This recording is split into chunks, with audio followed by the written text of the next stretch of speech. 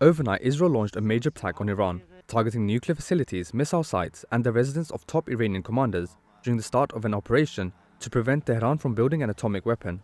An Israeli official says the attack on Iran was fully coordinated with the US, but Washington insists Israel acted alone.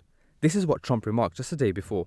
How imminent is an Israeli strike on Iran? Well, I don't want to say imminent, but it looks like it's something that could very well happen. I want to have an agreement with Iran. We're fairly close to an agreement. We are fairly close to a pretty good agreement. Iran responded swiftly, dispatching more than 100 drones towards Israeli territory, mostly intercepted by air defenses. Major airspace closures and global flight disruptions followed, with soaring oil prices and financial market jitters. The United States, while not involved, cautioned Iran against attacking American interests, and international voices, including Russia and the UK, urged calm.